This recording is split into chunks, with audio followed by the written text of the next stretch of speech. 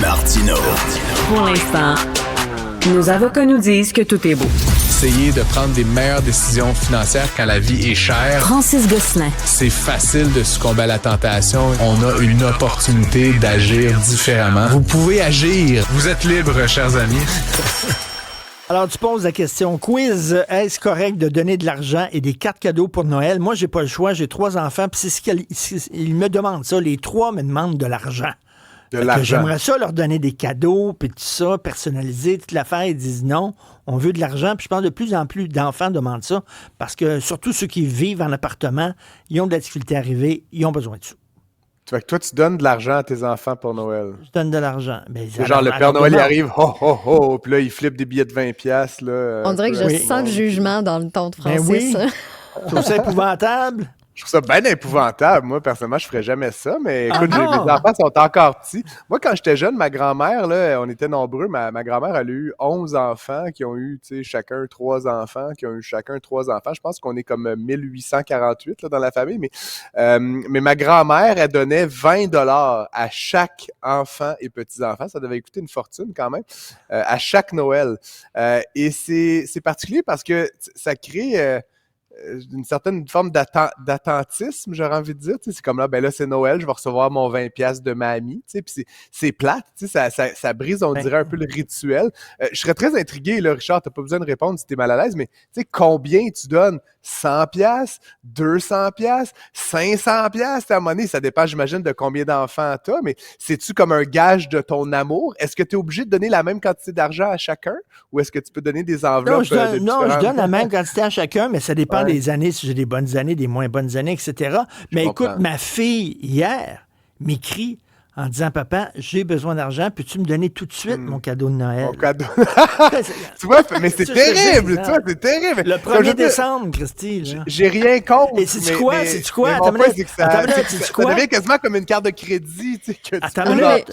Un virement Interact, c'était ça mon cadeau? Oh non. Mon cadeau de Noël, c'est que, OK, je te fais un virement Interact. Pouf, pas dit merci beaucoup. J'ai une idée. Je suis dans le jugement, définitivement. Stéphanie? Ouais. Non, mais j'ai une idée plus coquette. Tu devrais le faire sous forme de calendrier de l'Avent, puis derrière chaque porte, ben, il y a un 1$ ou un 5$, dépendamment du montant que tu veux. Donc, à tous les jours, il y a un petit montant. Il la trouvera pas drôle. Ils ont besoin d'argent tout de suite. Puis après, bon, ta situation est peut-être, je sais pas, simple, entre guillemets, Richard, mais tu sais, imagine dans des familles là, un peu recomposées, où il y a des enfants de l'un et de l'autre, tu sais, ça crée comme une genre de dynamique de statut, là, tu sais, les enfants de l'un, les enfants de l'autre. Comme je te dis, tu peux pas vraiment donner des montants différenciés, mais on s'entend qu'un jeune de 34 ans, ça n'a pas les mêmes besoins financiers qu'un jeune de 16 ans, là, tu sais, fait qu'à un moment donné, tu devrais pas, l'économiste va te dire, tu devrais pas donner le même montant, mais dans les faits, par souci d'égalité radicale, et je sais pas trop quoi, tu finis par donner la même somme à chacun de tes enfants avec cette prétention qu'on aime tous nos enfants de manière égale. Comme je te dis, ça crée des drôles de dynamiques.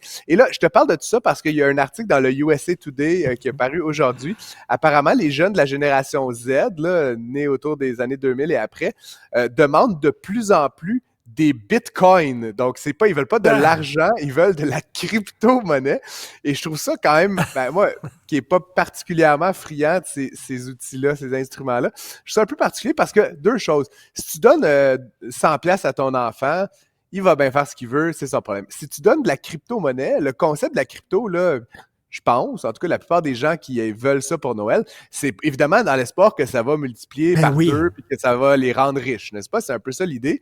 Sauf que le problème, Richard, c'est que c'est comme un cadeau empoisonné. Parce que la crypto, on le sait bien, on le voit depuis quelques années, ça monte et ça descend sans arrêt. Et là, mettons que tu donnes...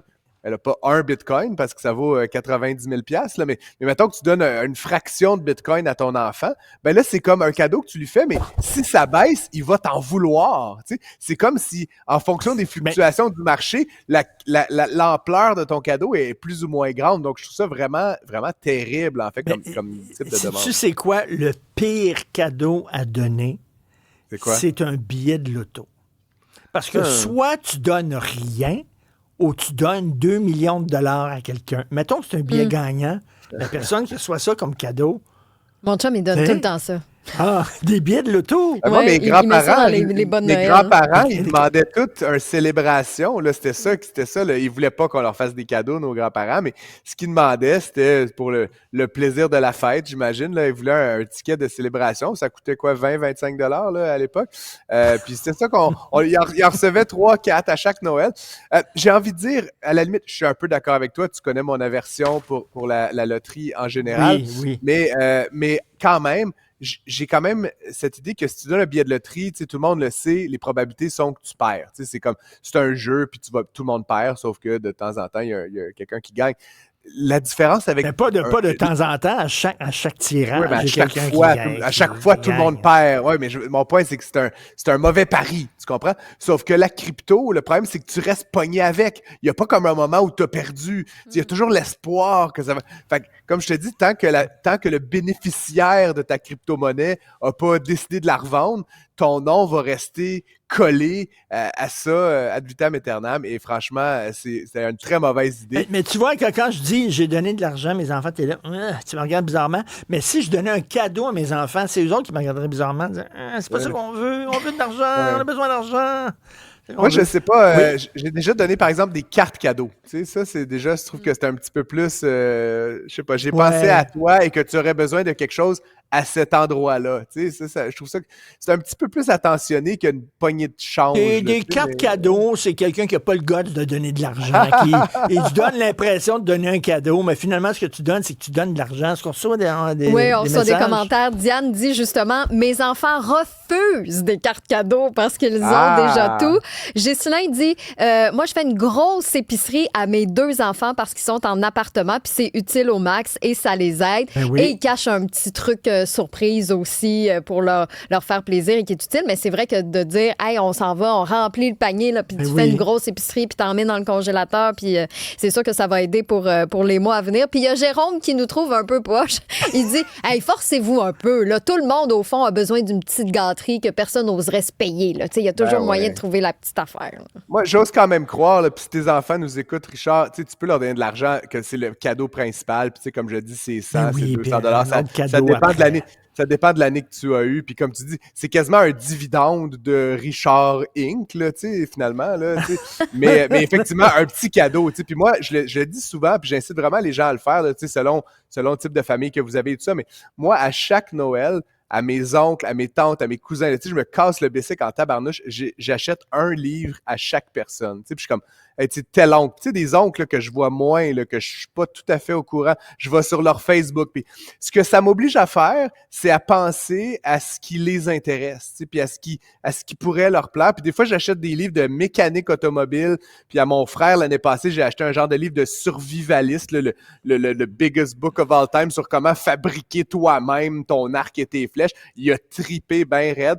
Mais fait que finalement, c'est pas tellement le coût des livres que ça représente parce que c'est des 10, 15, 20 $, mais c'est le fait que j'ai passé un certain moment à me demander, hey, Jocelyne, elle voudrait quoi? Hey, Sylvie, elle voudrait quoi? Hey, puis finalement, ben, ça montre que j'ai un peu pensé à eux puis que je leur ai acheté quelque chose sur mesure. C'est pas la valeur. Mettons, compte, une question pensée, en terminant, rien que par curiosité, là. Pour les fins de la discussion, mettons, tu as un neveu. Tu as un neveu qui est très, très, très à gauche. Il est même marxiste-léniniste. Là, tu comprends? Là? Il vient d'apprendre ça, l'extrême gauche. Est-ce que tu lui donnerais un livre de Karl Marx parce qu'il est là-dedans, ou au contraire, tu lui donnerais un livre en disant le communisme, c'est complètement débile puis il faut que tu en sortes? Ben, je pourrais, d'une année sur l'autre, là, voir ça comme une série de dons, là, fait que faire son éducation. Mais, puis je vais dire une chose, je suis pas un partisan des thèses de Marx, là, particulièrement. En fait, je suis plutôt antagoniste à ça, mais je l'ai lu, moi, Le Capital. Puis, c'est important de comprendre la pensée avant de la critiquer, des fois. Puis je trouve, des fois, on fait pas suffisamment ces efforts-là. Fait qu'ultimement, s'il est à gauche, peut-être qu'en lisant Marx, il va trouver que c'est de la bouillie pour les chats, puis il va comme un peu venir à ses sens. Mais qu'est-ce que tu veux que je te dise, Richard? le point, encore une fois, c'est, je pense que la période des fêtes, il y a l'argent, puis je comprends, la vie est chère et tout, puis oui, je veux pas juger ceux comme toi qui font ça, mais je pense que c'est quand même important de montrer qu'on pense aux autres, qu'on se soucie de leur vie, puis de leur bien-être, puis de leur faire un petit cadeau qui est personnalisé. Pour mes enfants, me soucier de leur vie, c'est leur donner de l'argent. C'est ça qu'ils veulent. Qu'est-ce que tu veux que je te dise? Ça va être beau là, à ta mort, là, la répartition de l'héritage, Richard. Voyons. Je vais autant pas y penser. Salut. Je vais te choisir. Comment tu dis ça? Je vais être ton liquidateur. Oui, exactement. Si tu veux, avec grand plaisir. À demain. Salut.